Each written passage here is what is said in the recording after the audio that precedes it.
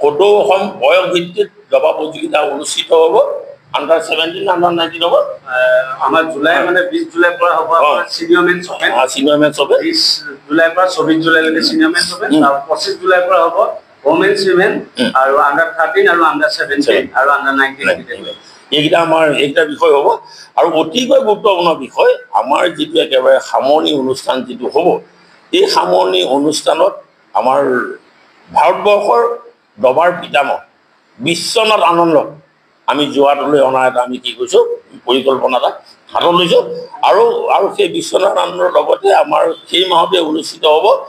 মানে second Jorhat open all India FIDE rating international FIDE ৰেডিং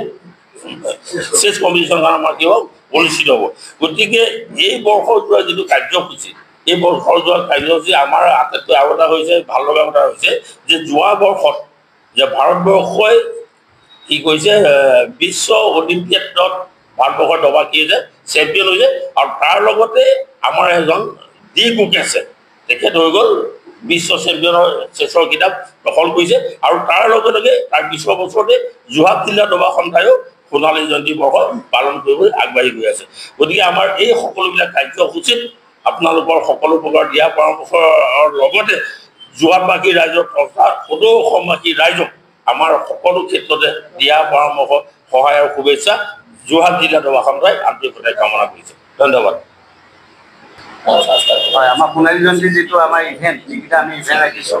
আমি কেইবাখনো ৰাজ্যিক পৰ্যায়ত টুৰ্ণামেণ্ট ৰাখিছোঁ যি ইতিমধ্যে আপোনাৰ আমাৰ সভাপতি মহোদয় অৱগত কৰাইছে তাৰ প্ৰথম ইভেণ্টটো হৈছে আমাৰ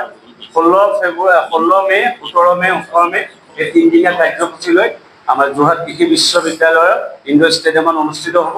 আৰু সেইখন হ'ব অনূৰ্ধ্ব 7 বছৰ অনূৰ্ধ্ব 9 বছৰ আৰু অনূৰ্ধ্ব 11 বছৰ শাখাৰ সদৌ অসম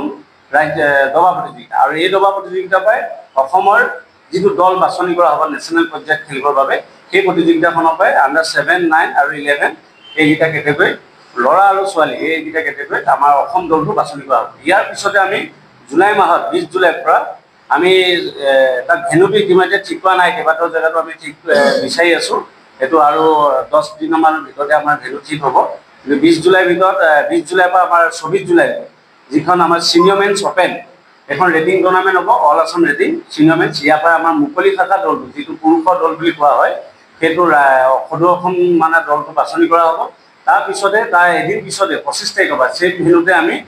মহিলা শাখা আৰু অনূৰ্ধ্ব 13 আৰু অনূৰ্ধ্ব 17 এইকেইটা শাখাৰ আমি ৰাজ্যিক পৰ্যায়ৰ প্ৰতিযোগিতাসমূহ অনুষ্ঠিত কৰিম তাৰ পৰাই ঠিক তেনেদৰে মহিলা দলটো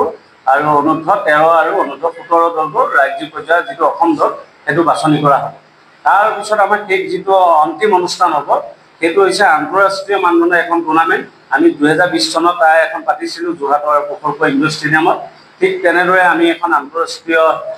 প্ৰতিযোগিতা ফিডে ৰেডিং প্ৰতিযোগিতা আমি অনুষ্ঠিত কৰিবলৈ আগবাঢ়িছোঁ সেইখনত ভাৰতবৰ্ষৰ লগতে